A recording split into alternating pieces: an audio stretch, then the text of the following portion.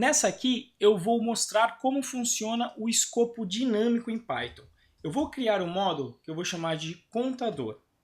O objetivo desse módulo vai ser ter uma função que eu vou chamar de fábrica de contador.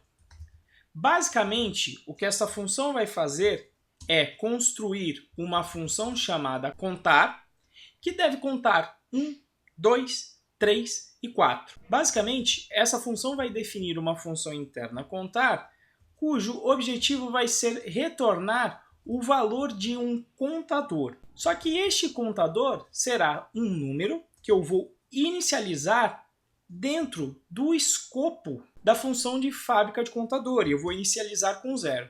Então, toda vez que você executar o contar, eu vou incrementar o contador em uma unidade. Ao final desta função, eu vou retornar esta função contar. Então, com esta fábrica, eu basicamente consigo criar contadores cada vez que eu executo a fábrica de contador. E os contadores têm que ser independentes, ou seja, eles começam a sua contagem em 1 e uma contagem, obviamente, não interfere na outra.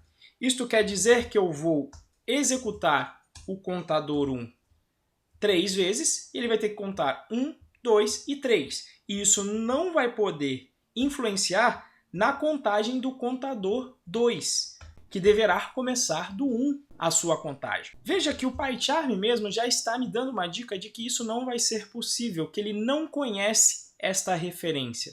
Quando eu executo aqui o contador, veja que ele diz: a variável local contador não pode ser referenciada antes de ser criada. Isso acontece porque, como eu expliquei na aula anterior, o escopo padrão do Python é um escopo estático, quando você apenas acessa uma variável, mas não altera o seu valor. Quando a gente faz esta atribuição aqui dentro da função contar, ele acha que nós estamos criando uma variável local contador que é diferente desta variável aqui. No Python 2, existia uma forma que ficava bem feia de se resolver este problema. O que se fazia é o seguinte: se colocava esse contador, em vez de se utilizar um inteiro, que é um objeto imutável, se utilizava algum objeto mutável, como, por exemplo, uma lista. Como a lista é mutável, em vez de alterar o valor desta variável que pertence ao escopo de criação da função contar, o que se fazia era acessar o elemento dessa lista e incrementar o valor de 1, obviamente tendo que retornar este valor. Neste momento, eu não estou alterando o valor da referência contador, mas sim simplesmente o primeiro elemento dessa lista contador. Então, se utilizavam objetos mutáveis, em geral um container como um dicionário ou uma lista, para poder atualizar este valor e efetivamente o seu código funcionar. Veja aqui a contagem de 1, 2, 3, respectivo à execução do contador, e depois a contagem independente de contador 2, que se inicializa em 1. Acontece que lá do Zen do Python, bonito é melhor que feio, e isso daqui complica a legibilidade do código. Portanto, no Python 3, eles alteraram esse esquema. Em vez de criar um objeto mutável que torna o seu código mais difícil de ler, você tem uma palavra reservada chamada non-local. A partir do momento que você declara o contador como non-local, ele sabe que ele vai acessar esta variável de um contexto externo ao da execução dessa função contar.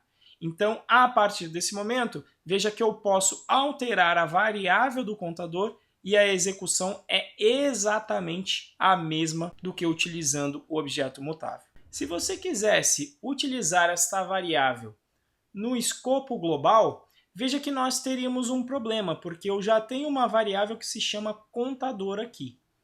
Então, para evitar o conflito, eu vou chamar esta variável aqui de uma variável protegida chamada contador.